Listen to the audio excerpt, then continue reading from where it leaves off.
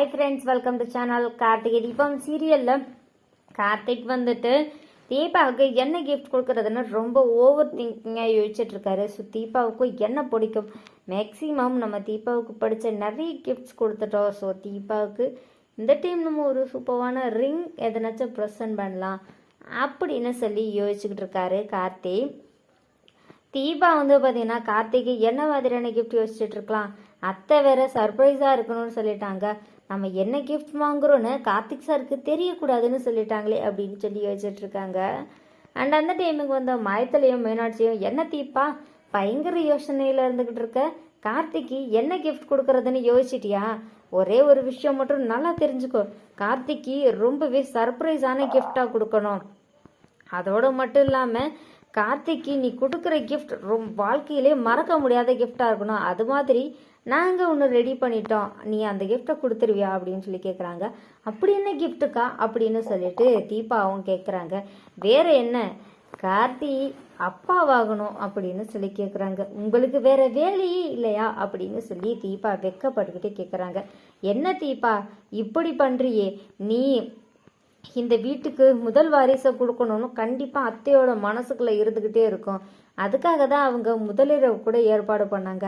அந்த ஐஸ்வர்யா தான் அத்தையை ஏமாத்திட்டாங்கன்னா நீயும் தயவு செஞ்சு ஏமாத்திராத.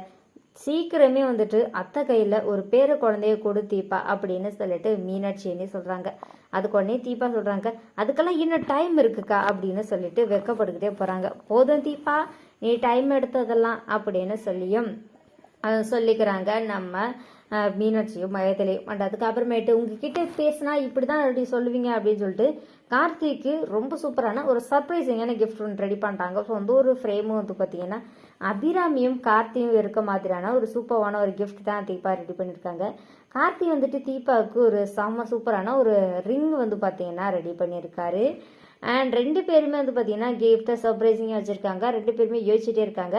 ஃபங்க்ஷனும் ஸ்டார்ட் ஆகுது, கேக்லாம் கட் பண்ணுறாங்க. ஒரு பக்கம் ரம்யா வந்து பார்த்தீங்கன்னா வெட்டிங் ஃபங்க்ஷனுக்கு ரெடி ஆகி வந்துக்கிட்டு இருக்காங்க.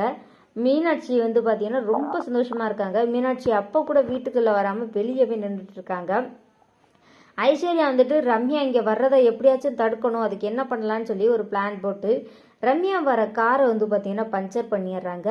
பட் ரம்யா வந்து பார்த்தீங்கன்னா காரில் வராமல் ஆட்டோலையும் கண்டிப்பாக வந்தே ஆகணும்னு சொல்லிட்டு ஆட்டோவில் வந்துட்டு இருக்காங்க. ஸோ இங்கே கார்த்தியும் தீபாவும் கேக் கட் பண்ணுறதுக்கு நின்றுட்டு இருக்காங்க. செம்ம இன்ட்ரெஸ்டிங்காக போயிட்டுருக்கு கார்த்திகை தீபம் சீரியல். இந்த வீடியோ உங்களுக்கு பிடிச்சிருந்தா லைக் பண்ணுங்கள், ஷேர் பண்ணுங்கள். ஓகே ஃப்ரெண்ட்ஸ், தேங்க்யூ ஃபார் வாட்சிங்.